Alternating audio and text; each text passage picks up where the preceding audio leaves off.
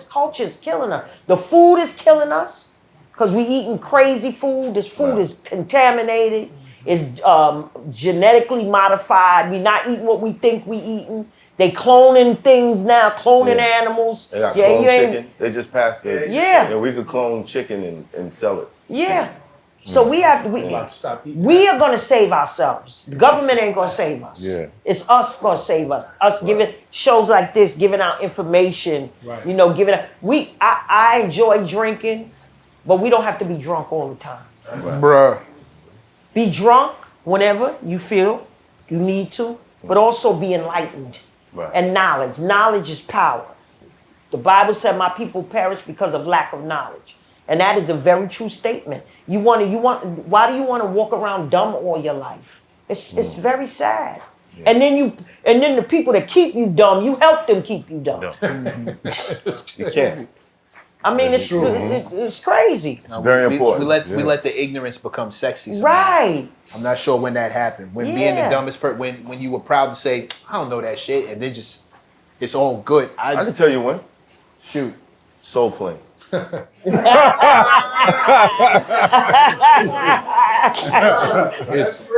out.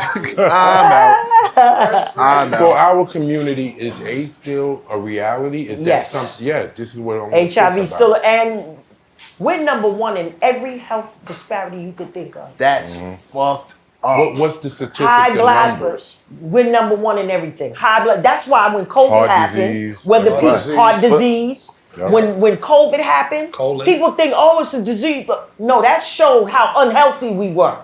Because people weren't going to the doctor. You cannot use the emergency room as a doctor's office. Right. If you don't feel right, you need to make an appointment. However you got to get to do it. You get. They made insurance affordable for people, but you have to advocate for yourself. If you don't like what the doctor's telling you, I was just talking about the birthing crisis. Do y'all know that black women and black babies have the highest numbers of death? Mortality. How do you die from having a baby? I just saw a story the other day, Judge Hatchett.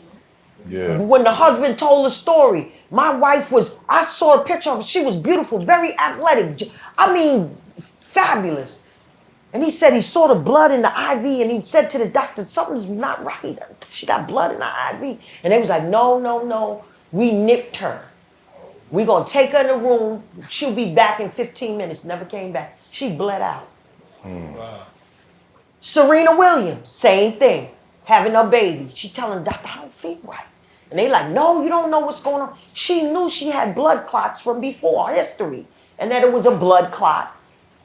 And she had to convince them that something wasn't right. Why do we have to convince people that something's not right? When we tell them.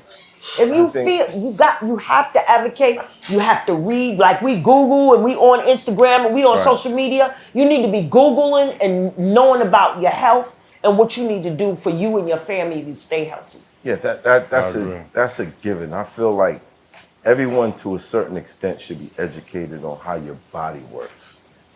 Like, it's important. It's very important. Like, the things that you're eating, the things that you're seeing, you should know what's normal, what's not. If you ain't taking a dump every day, twice or 3 times a day, you're unhealthy. If you're going 4 days in it, that's poison. Not okay. Sitting in your body. That's right. It's just uncomfortable conversation. We need to have the uncomfortable conversation. Yes. Absolutely. Yes. Yes. We should do a show called Uncomfortable Conversations. To talk about Absolutely. Yes. Absolutely. Hygiene class. Yeah. And you know, I'm in all these different groups. So yesterday we had a group of faith leaders and advocates. And so, you know, I'm always the elephant. I'm going to talk about the elephant in the room. And they was like, oh, diversity and this and that, and how we going to take care of this one and all the people that's coming in, we taking care of them. I said, when you going to tell black people's history right? Yeah. We can't have this conversation about me helping the people that's coming across the water. But when they come here, all they know about black men and black men steal, they rob, they shoot you, the violence. I said, it's not fair. So until we can have a real conversation, you can't tell me how to kumbaya with somebody else when you ain't even telling my story right. And it was crazy. Everybody was like, thank you. Like y'all been in this meeting this whole time and nobody had that conversation. We know everybody else's history, but we don't know. Nobody knows our history, but we know everybody else's history. I know you get ready. She get ready to come. She need that microphone. No, I was going to have a conversation about it, but if there's something you want to chime in with. No, I want to even go back a little further when you talk about women, and not, especially black women. We're not believed. They think we can take pain. We're not viewed as women. Our babies die. Some of it is us being ignorant, but some of it is us not being cared for. And there are a lot of racial disparities that go on in medicine, that go on in education, that go on in our justice system, that go on in housing, that go on in politics, that go on in government. So racism is a big killer of all of us across the board. Right. These disparities kill. They kill. When we don't get the right education, when we're undereducated or uneducated, it kills. We make less money in our lifetime than anybody for the same jobs. Okay, there are some things that are just not us. Racism plays a big role. And you know, this year I'm very proud that we finally passed something in both houses. And it's not what we wanted ultimately, but at least we begin a conversation and a study of reparations in New York. It is essential.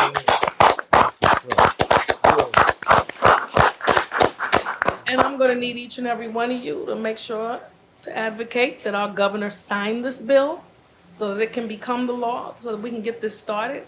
And you know, someone told me, well, there wasn't any slavery in New York. That is not true. No, it's not true. You know, that there was slavery in New York, and even absent of slavery in New York benefited from the entire cotton industry.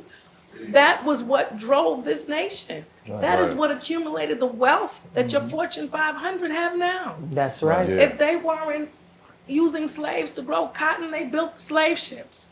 If they didn't build the slave ships, they traded slaves and sold them and bought them. So all that economy that was built still lasts today. Prison labor is another form. We're trying to get that outdone with. Another great law I'm really proud of, and I hate to, but I got to give a shout out to Clean Slate. Yeah, Clean Slate. We passed that this year. We want our governor to sign that. What is Clean Slate? Clean Slate. A lot of our people, sometimes we make mistakes. Other people make mistakes too. We get caught. We get arrested. We go to jail. When you're finished with your time, that should be it. You should be able to get a job. You should be able to get housing. You should be able to get an education. You should be able to get a loan. You should be able to get anything because you have paid your debt to society. So no post-supervision, parole. Right, no probation, none of that. Those things, once you have cleared your time, we have a workforce shortage right now. It's bad. There are people that could be working, but you would rather them not work because they have to continue paying for a crime they committed. And most people never reoffend. So Clean Slate is what I know I'm getting into it, but Clean Slate is the bill that we passed. So that once and men that are incarcerated, that have been incarcerated, can vote for a long time. We had brothers that could not vote, and you can vote as long as you actually came into jails to give us voting registration. No, they do. In Rikers, when I was in there. Especially because you're innocent until proven guilty. So your right to vote should not be taken away from you. And also, when you leave and you've paid your debt to society, you should definitely have your voting rights reinstated. So these are all things, there's so many layers. There's so many layers of racism, and they have to be peeled back like an onion, one by one. One by one, we have to keep going into all these systems and make sure that we're taking out the racist barriers that exist in these systems. So that is important in our lives. We have to advocate for that. I hope that y'all will advocate when we try to get those bills passed. Absolutely. And then they turned around affirmative action. That happened on a federal level. So we're actually working in New York to mitigate that and make sure that that doesn't happen in New York. And when we have to talk about Black history globally. We have to talk about it here, but we also have to talk about it globally. Because as children, you know, you and I watched Tarzan. And that was our education of Africa. Right. There was a white man out there in the jungle swinging from tree to tree, talking to the animals and carrying and leading all the black people and fighting off all the evil black people. That was the history. We didn't know anything better than that. And I'm very hopeful because now that we have these devices, everybody's got one of these, even in the jungle. There's people with one of these.